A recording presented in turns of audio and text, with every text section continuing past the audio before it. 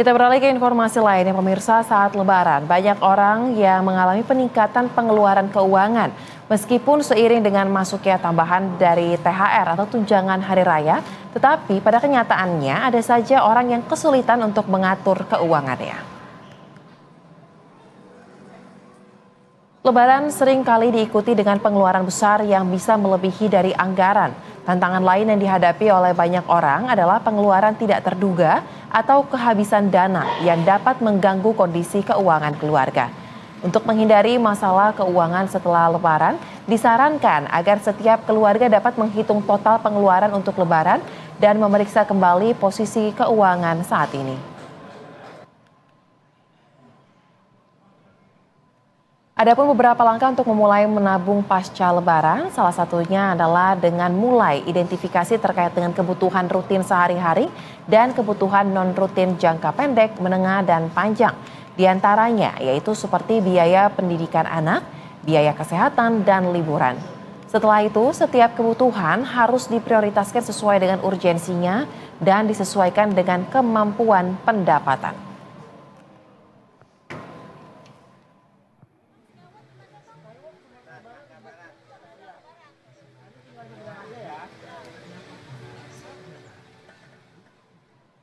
Dan pemirsa, memang tak bisa dipungkiri bahwa di momen Lebaran atau Hari Raya Idul Fitri ada banyak sekali kebutuhan yang memerlukan dana yang cukup banyak. Lantas, bagaimana untuk mengembalikan kondisi keuangan usai Lebaran? Kita akan langsung membahasnya bersama dengan Olivia Louis, ataupun financial planner atau perencana keuangan yang telah bergabung melalui sambungan virtual pada sore hari ini. Selamat sore Mbak Olive, apa kabar? Halo, selamat sore Mbak Ceza, baik.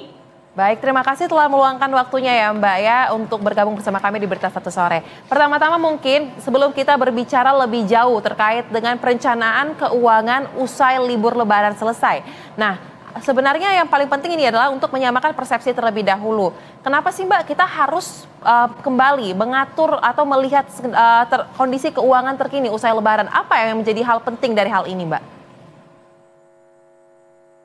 Oke, tadi sebenarnya juga sudah sempat disampaikan ya oleh Mbak Ceza sendiri bahwa namanya kita sudah melewati nih, merayakan Hari Idul Fitri, merayakan kemenangan yang banyak orang itu menghabiskan THR-nya bahkan tabungannya. Tapi kita nggak boleh lupa juga bahwa kita punya rencana-rencana keuangan atau tujuan keuangan yang harus tetap dijalankan. Misalnya tadi nabung dana pendidikannya harus tetap dilakukan, nabung dana daruratnya harus tetap dilakukan, atau misalnya nabung untuk biaya ibadah itu sendiri. Baik, lantas nih Mbak, untuk pertama banget yang harus dilakukan tahapannya apa sih setelah libur Lebaran itu? Apakah harus kita breakdown dulu nih, kemarin keluarnya apa aja, kemudian saat ini apa yang dibutuhkan, ke depannya apa, bagaimana? Mungkin bisa dijelaskan secara detail terkait dengan breakdown pertama kali yang harus dilakukan. Oke, jadi untuk kita melakukan evaluasi dulu ya, yang perlu kita lakukan adalah kita recap dulu nih, kira-kira kemarin pengeluaran lebarannya itu ada kebocoran atau enggak. Tentunya kita bisa recap dari misalnya kalau zaman sekarang kan kita banyak banget transaksi itu pakai digital ya, kita bisa cek misalnya aplikasi perbankan kita, itu seperti apa saja ketika kemarin di musim Lebaran. Dan selain kita rekap untuk kita evaluasi ketika bulan Ramadan kemarin, yang kita lakukan adalah kita melakukan pencatatan kembali atau membuat anggaran keuangan untuk 1 bulan ke depan atau bulan-bulan berikutnya. Pertama, tentu yang kita harus catat adalah potensi pendapatan kita ke depannya, seperti gaji yang akan kita dapatkan di bulan berikutnya dan juga bulan-bulan ke depannya. Lalu juga pengeluaran yang dibagi menjadi 3 komponen. Yang pertama adalah pengeluaran untuk kebutuhan pokok, kebutuhan ingin, dan juga menabung atau berinvestasi. Dengan memiliki anggaran keuangan, tentunya nanti kita bisa lihat nih kira-kira kalau misalnya kemarin pas rekap pengeluaran di bulan Ramadannya itu banyak keluar uang, lebih besar pasak daripada tiang, maka kita harus perbaiki di bulan berikutnya. Alias kalau bulan lalu itu uang tabungannya kepake, maka di bulan berikutnya ada pengeluaran yang perlu kita kurangin untuk nambah tabungan kita yang terpakai di bulan sebelumnya. Misalnya, apakah pengeluaran ininya bisa kita pangkas dulu supaya kita bisa isi tabungan kita kembali. Seperti itu. Baik, berarti penting sekali ya untuk kita mungkin pakai kertas aja deh, gampangnya bisa melihat datanya, apa yang sudah keluar sepanjang Lebaran kemarin, apa yang tengah kita usahakan saat ini, dan kira-kira potensi pendapatan tersebut ya Mbak ya. Nah, kemudian Mbak, tapi kan tidak sedikit ya orang-orang yang sekarang mengakui bahwa di tengah kondisi ekonomi yang cukup sulit saat ini, pengeluaran itu lebih besar dibandingkan dengan pendapatan.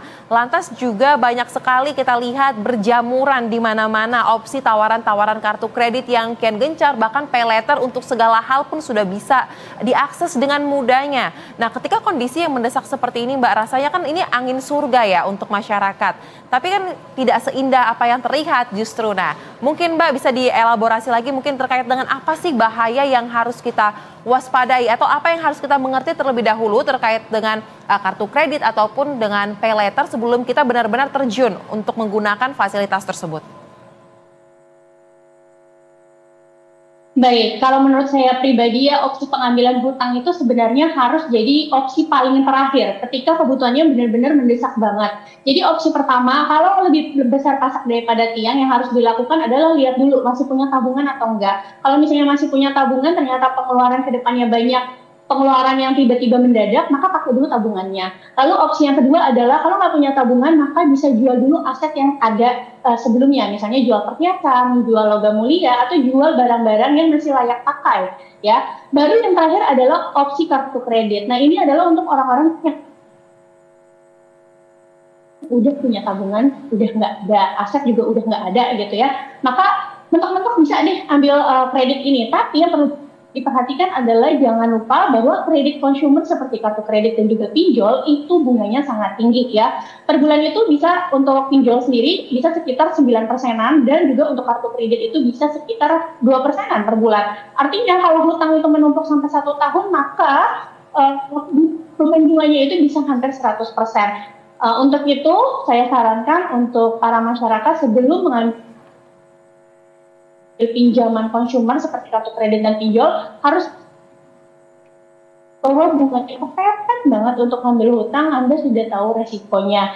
Dan jangan lupa juga untuk membaca secara detail ya perjanjian utang itu sendiri ya, baik itu pinjol dan juga kredit, bagaimana denda keterlambatannya dan lain-lain. Baik, berarti pengambilan hutang ini, pay later itu kan hutang ya Mbak, kita menunda pembayarannya saja, kartu kredit juga sama ya, tetapi ini bisa digunakan harus dengan pertimbangan yang sangat matang ya, kurang lebih seperti itu ya Mbak Olivia. Nah, kemudian mungkin Mbak juga bisa bercerita Mbak terkait dengan pengalaman Mbak selama ini menghadapi beberapa klien mungkin mengatur keuangannya. Seberapa banyak sih Mbak kondisi terkini di Indonesia, kondisi keuangan yang muncul akibat adanya penumpukan hutang, apalagi dengan penggunaan fasilitas-fasilitas seperti kartu kredit ataupun pay later tersebut Mbak. Apakah ini menjadi salah satu yang paling banyak muncul belakangan ini atau ada kasus lain sebenarnya yang paling sering muncul dari perencanaan keuangan? Baik, kalau kita melihat data dan juga berita-berita yang sudah beredar di media massa, juga beberapa perbankan bahkan sudah mengklaim bahwa memang masyarakat Indonesia sejak beberapa tahun terakhir itu sedang mantap ya, alias makan tabungan. Memang ini disebabkan dari efek dari pandemi COVID ya, harga-harga jasa dan juga bahan baku serta barang itu mengalami kenaikan yang signifikan, sedangkan pendapatan mayoritas masyarakat Indonesia terutama kelas menengahnya itu naiknya itu tidak mengejar kenaikan dari bahan baku tersebut. Jadi itu menjadi wajar akhirnya banyak yang makan tabungan dan akhirnya banyak yang kelilit pinjaman online gitu ya. Sudah kelilit pinjaman online ditambah bayar bunganya pun tinggi, akhirnya tambah makan tabungan itu sendiri. Dan saya juga memang sudah selain tadi kata media massa dan juga beberapa perbankan, memang saya menemui sendiri di lapangan klien saya juga yang ada di kelas menengah sedang menghadapi ya itu tadi ya tekanan secara ekonomi dikarenakan kenaikan harga bahan baku. Tapi kembali lagi mungkin saran dari saya adalah saat ini kalau memang sudah terjerat dengan pinjaman online atau memang sekarang pendapatannya itu sulit untuk memenuhi kebutuhan pokok, memang sebaiknya upayakan untuk mencari pendapatan tambahan di luar pekerjaan saat ini. Baik. mencari side job gitu ya Mbak ya, potensi-potensi hal yang bisa diolah menjadi sumber-sumber pendapatan lain selain mungkin gaji rutin yang diterima. Nah, kemudian Mbak kira-kira ada nggak sih Mbak data yang biasa diterima mungkin oleh teman-teman financial planner atau mungkin teman-teman yang bekerja di bidang keuangan ini terkait dengan melihat fenomena 2025 khususnya di periode Lebaran itu, apakah memang banyak masyarakat yang memaksimalkan kebutuhan liburan ini dengan menggunakan fasilitas pay later atau seperti apa sebenarnya Mbak?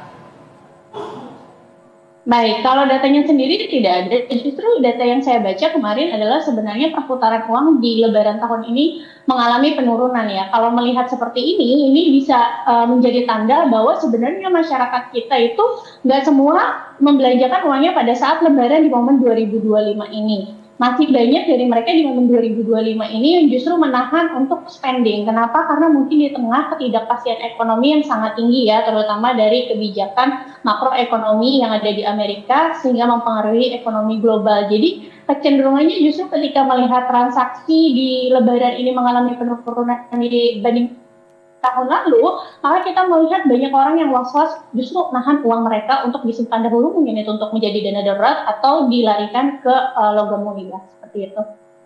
Baik, lantas Mbak kemudian Mbak karena sudah tadi sempat memberikan clue ya Mbak bahwa keadaan ekonomi global juga tidak baik-baik saja. Nah kita tahu Mbak saat ini berita-berita di seputar dunia ekonomi ini dinamikanya cukup berfluktuasi ya Mbak. Suka bikin kita kaget nih tiap hari ada lagi nih kondisi yang terjadi.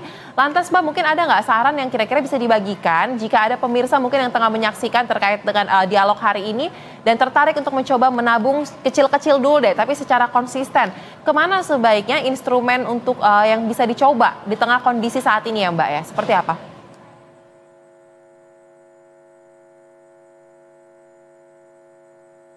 Mbak Olive.